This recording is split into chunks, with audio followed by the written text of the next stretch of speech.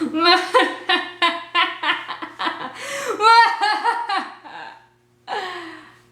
that's coming along. This is Mad Science Monday, and it comes to you in 3 parts. Part number uno. Mad science is kind of a misnomer. It's not really mad because the stuff that we're doing, it's only crazy to the people who don't understand. We just want to make the world a better place. And guess what? The winners write the history books, and they write us off as insane and crazy. And guess what? We're not insane or crazy. We just see the world differently. And so the stuff that we're going to be doing is labeled as mad science, but it's not mad. It's perfectly sane. Also, it's not really science. It's a little bit science because you do a little bit of experimenting in order to get the best result, but it's really engineering. We're building things, we're making things to achieve our purpose. We're building tools, and that's what engineers do. So in reality, it's perfectly sane engineering. Part number 2, if you're going to be doing mad science, remember, you can't take over the world if you don't take care of yourself. So safety is key. These are my favorite safety goggles.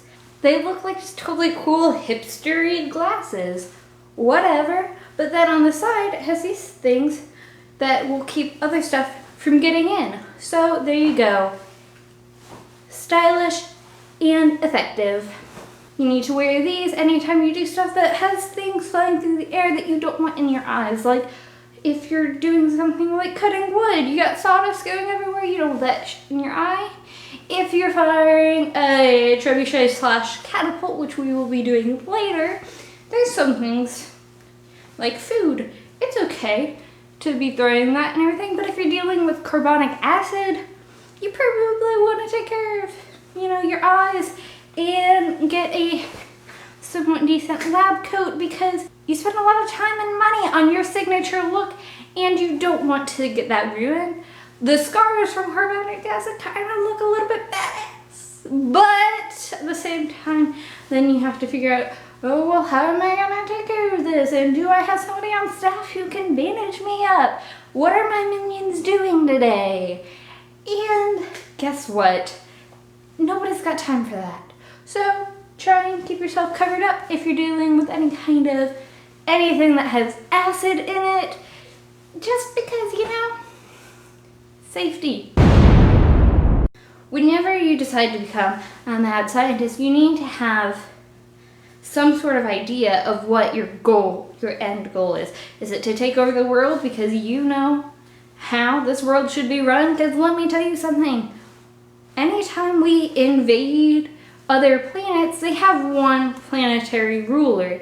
If we start getting into the space program and they come to talk to us, guess what? It's going to be whatever country they land in. That's the ruler. And we've got a lot of countries that have pretty crap rulers. But in case you haven't decided, oh, I want to take over the world. Oh, I want to take over the Tri-City area. Oh, I want to end pollution. Whatever it is that you're trying to fix, before you can start fixing it, you need to set up some of your own home defense systems. Presumably, you already have a lair of some sort, so we're going to talk about defense mechanisms for your lair. Personally, I have a genetically modified direwolf that is by my side almost 24/7. She's very protective, and she's small enough that she can get jobs done that regular-sized direwolves can't. I would also suggest regular-sized direwolves if you have someplace to put them. I live in kind of an urban-y area, so large dogs are just more of a hassle, really. You have to exercise them all the time and train them, and then you gotta deal with neighbors. What's all that barking? Blah, blah, blah. I heard some gunshots last night. Please. I know what you're thinking. Direwolves, those are just from Game of Thrones. Wrong. If you look in your anthropology textbook, then you will see that direwolves have been, or were around a long, long time ago. And You take some of their genetic material, you mix it with some genetic material of today's dogs, and you have one.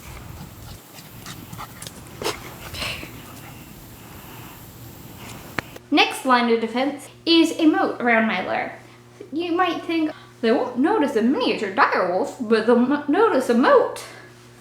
Well, you're wrong, because it is disguised as a koi pond. These koi are the breed of koi that are very protective. You don't have to starve them in order to get them to attack. All they have to do is have their environment invaded by somebody other than the person that feeds them, aka me.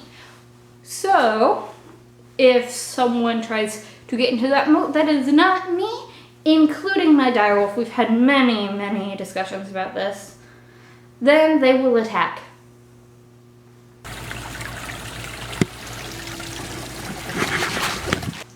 And my newest line of defense is a trebuchet that I built very recently. It is, again, smaller than what you would normally think of for a trebuchet, as in, you know, the medieval trebuchets that are giant, because it fits for my house, and also it's mobile.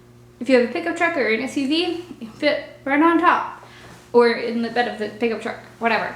And so it's mobile if you need to go on the attack, which is quite possible in our line of work. To begin with, we're just gonna throw some rotten fruit at our enemies. 3, 2, 1, fire!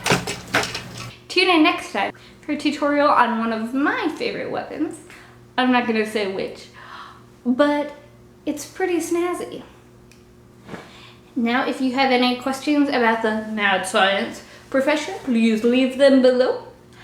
And I will probably not answer them because I'm really busy.